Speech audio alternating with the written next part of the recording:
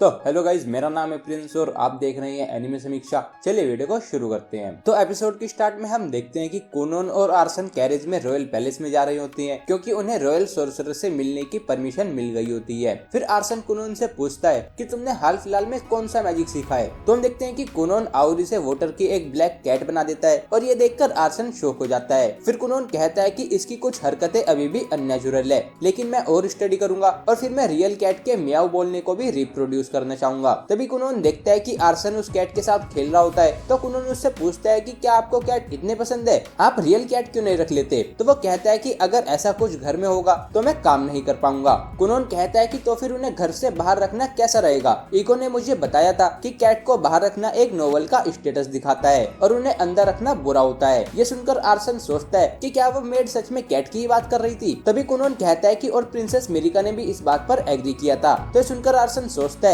कि शायद वो सच में कैट की ही बात कर रही थी और फिर वो कहता है कि शायद ये बुरा आइडिया नहीं है। फिर हम देखते हैं कि वो रॉयल पैलेस में पहुंच जाते हैं और वो लड़की जो कि पिछले एपिसोड में रॉयल सोर्सरर के साथ थी वो उनका वेलकम करती है। फिर हमें पता चलता है कि उसका नाम रेशा होता है और वो सेकंड प्रिंसेस होती है। फिर कोनोन और रेशा दोनों एक दूसरे को अपना इंट्रोडक्शन देते हैं और फिर रेशा कहती है कि क्या तुम अपने साथ एक कैट को लाई हो। तो हम देखते हैं कि कोनोन उसे वापस से पानी बना देता है और कहता है कि ये मैजिक था। और ये देखकर रेशा सोचती है कि जितना मैंने सोचा था ये तो उससे भी ज्यादा स्किल्ड है। फिर हम देखते हैं कि आर्सन को किंग के साथ कुछ काम होता है। तो वो कुनोन से पूछता है कि तुम वापस घर कैसे जाओगे। तो कुनोन कहता है कि मैं घर खुद जा सकता हूँ और मुझे प्रिंसेस मिरिका से भी मिलना है। तो आर्सन कहता है कि तो फिर मैं तुम्हारे लिए एक कैरेज को अरेंज कर दूंगा। फिर अगले सीन में हम देखते हैं कि रेशा कुनोन को ब्लैक टावर, जो कि रॉयल सोर्सरर्स का टावर होता है, वहाँ पर ले जा रही होती है। और फिर रेशा कुनोन से कहती है कि जब तक हम वहाँ पर जा रहे हैं तब तक मेरी बात ध्यान से सुनना। कुनोन उससे पूछता है कि क्या हम कमांड मैजिक की नई इंटरप्रिटेशन के बारे में बात करेंगे और या फिर ओल्ड इंटरप्रिटेशन को नए वाले में अप्लाई करने के बारे में बात करेंगे, और क्या वो कोई 3 डायमेंशनल मैजिक सर्कल की नई थ्योरी होगी। हम देखते हैं कि इतना सब सुनकर वो कहती है कि मैं चलते हुए इतनी हाई लेवल कन्वर्सेशन नहीं कर सकती। तो वो कहता है कि ठीक है। फिर ऐशा कहती है कि मिरिका ने तुम्हें बताया होगा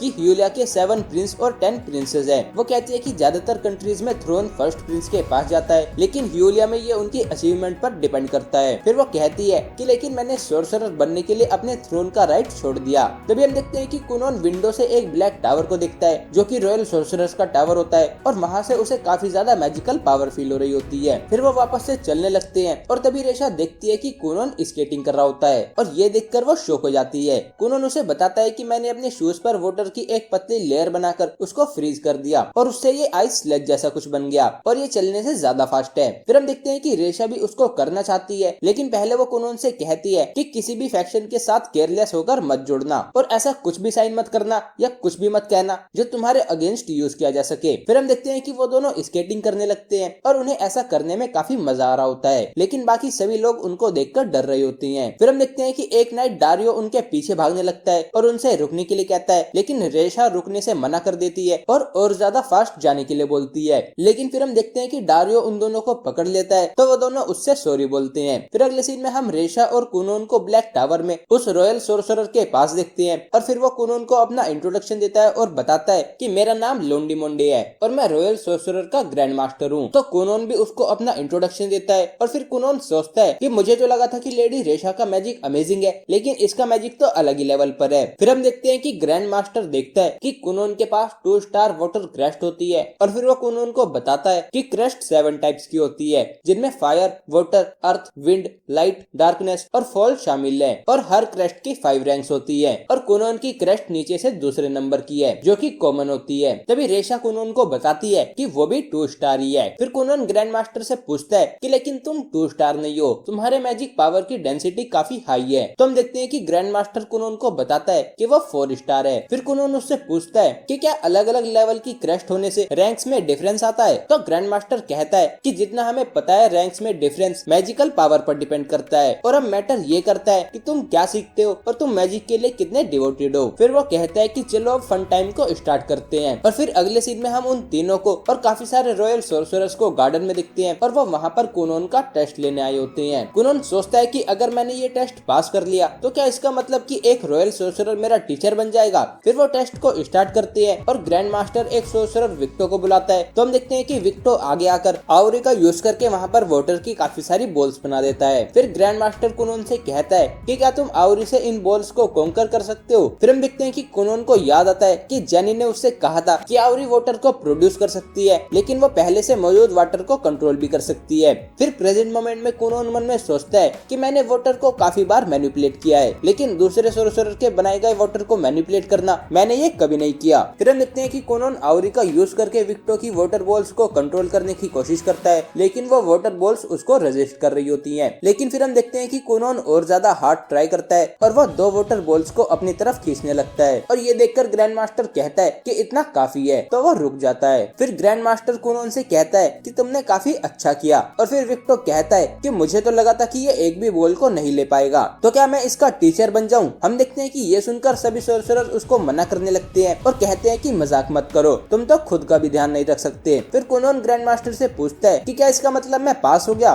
तो वो कहता है कि अभी हम कुछ और चीजें ट्राई करेंगे। फिर अगले सीन में हम देखते हैं कि ग्रैंड मास्टर एक बड़ी सी वाटर बॉल पर ट्रैम्पोलिन की तरह जंप कर रहा होता है और उसे ऐसा करने में काफी मजा आ रहा होता है। वो कोनोन से पूछता है कि आखिर ये है क्या? तो कोनोन कहता है कि ये वाटर की सुपर सॉफ्ट बॉडी है, जिसमें मैंने सुपर सॉफ्ट और सुपर स्ट्रेची परत से वाटर को कवर कर दिया है। फिर ग्रैंड मास्टर कहता है कि मुझे मैजिक टेस्ट में इतना मजा कभी नहीं आया। फिर कोनोन कहता है कि अगर मैं इसकी इलास्टिसिटी को बढ़ा दूं तो आप इतने ज्यादा ऊपर जंप कर सकते हो कि आप कासल के 2nd फ्लोर तक पहुंच सकते हो। तो हम देखते हैं कि ये सुनकर वो सभी शॉक हो जाती हैं और ये ट्राई करने के लिए एक्साइटेड हो जाती हैं, लेकिन ग्रैंड मास्टर उसे मना कर देते हैं और कहते हैं कि अगर तुमने हमें और मैजिक दिखाया तो आज रात तुम घर वापस नहीं जा पाओगे, हम तुम्हें जाने ही नहीं देंगे। फिर रेशा कोनोन से पूछती है कि क्या बाकी एनिमल्स की तरह तुम ह्यूमंस भी बना सकते हो? तुम देखते हैं कि वो हाँ कहता है और आउरी का यूज करके वाटर से इको की वाटर डॉल बना देता है। फिर विक्टो कहता है कि इसको ह्यूमंस की तरह मूव कराना या इस तरह से मूव कराना जो कि ह्यूमंस नहीं कर सकते, क्या ये पॉसिबल है? तो कोनोन कहता है कि एक्सपेरिमेंट के लिए मैंने इसे उड़ाने की कोशिश की थी, लेकिन और तभी हम पास्ट का एक सीन देखते हैं जहाँ वो इको के साथ होता है और वो उस वाटर डॉल को उड़ाता है, लेकिन उन्हें देखने में ये बिल्कुल भी अच्छा नहीं लग रहा होता। फिर हम देखते हैं कि रेशा और ग्रैंड मास्टर कहते हैं कि हम वो देखना चाहेंगे। तो हम देखते हैं कि कोनोन उसे उड़ाने लगता है और तभी हम देखते हैं कि उस वाटर डॉल को उड़ते हुए देखकर एक मेड काफी डर जाती है और फिर इसी तरह काफी सारे लोग उसे देखकर डर जाते हैं। और फिर अगले सीन में हम देखते हैं कि वो सभी सोर्सरर उन सभी लोगों से माफी मांग रहे होते हैं। फिर अगले सीन में हम देखते हैं कि अब शाम हो चुकी होती है और ग्रैंड मास्टर कोनोन से कहता है कि क्यों ना अगले बार हम मैजिक लंच पर डिस्कस करें। कोनोन पूछता है कि क्या इसका मतलब मैं पास हो गया? तो वो कहता है कि क्या तुमने नहीं देखा कि हमें कितना मजा आया? तुम्हें ये पूछने की जरूरत नहीं है, तुम्हारे टीचर के लिए एक सोर्सरर को असाइन करने का काम मैं पर्सनली करूंगा। तो हम देखते हैं कि ये सुनकर कोनोन खुश हो जाता है। फिर ग्रैंड मास्टर उससे पूछता है कि क्या तुम्हारा कोई फ्यूचर गोल है? तो वो कहता है कि मेरा गोल मैजिक से आय बनाना है। तो सुनकर वो सभी कहते हैं कि काफी इंटरेस्टिंग गोल है। फिर अगले सीन में हम देखते हैं कि आर्सन रेशा और कोनोन से गुस्से में कहता है कि आज मैंने अपने बेटे की बैड रेपुटेशन के बारे में 2 बार सुना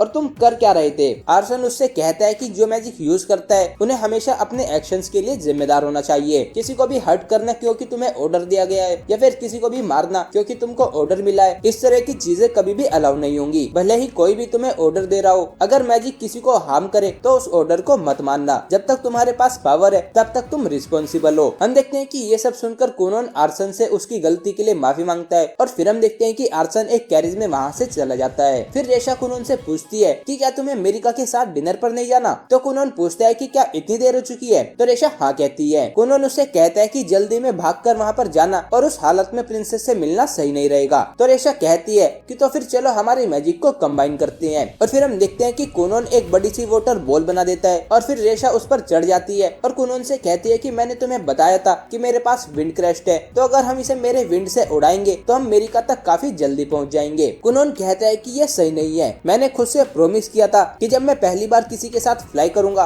तो वो प्रिंसेस मेरिका होगी और पक्का हमारे ऐसा करने पर तुम्हारा फियोंसे भी कुछ गलत समझ सकता है। हम देखते हैं कि रेशा कोनोन का हाथ पकड़कर उसे उस वाटर बॉल पर बिठा देती है और कहती है कि मेरा कोई फियोंसे नहीं है। तो सुनकर कोनोन कहता है कि अब तो मेरे पास कोई और चॉइस ही नहीं है। फिर हम देखते हैं कि रेशा उन्हें उड़ाकर अमेरिका की तरफ ले जाने लगती है और वो काफी फास्ट जा रही होती है और फिर हम देखते हैं कि वो अपनी लोकेशन पर पहुंच जाती हैं। लेकिन फिर हम देखते हैं कि रेशा का ध्यान भटक जाता है और वो दोनों नीचे गिर जाती हैं, लेकिन उस वाटर बॉल के होने की वजह से उन्हें कुछ नहीं हुआ होता। फिर हम वहाँ पर डारियो को देखते हैं और वो उनसे कहता है कि तुमने जरूर कुछ डेंजरस किया है ना, ये तुम्हारा 3rd टाइम है। तो हम देखते हैं कि वो दोनों उससे सॉरी बोलते हैं। फिर हम अमेरिका को देखते हैं और वो कोनोन के साथ डिनर के लिए रेडी हो रही होती है और फिर हम देखते हैं कि डारियो कोनोन और रेशा को डांट रहा होता है और फिर एपिसोड यहीं पर एंड हो जाता है। तो गाइस ये था episode 4 of Conan the sorcerer that can see. अगर आपको ये वीडियो पसंद आई तो वीडियो को लाइक कीजिए, चैनल को सब्सक्राइब कीजिए, प्रेस कीजिए बेल आइकन को। मैं मिलता हूँ आपसे नेक्स्ट वीडियो में। Thank you.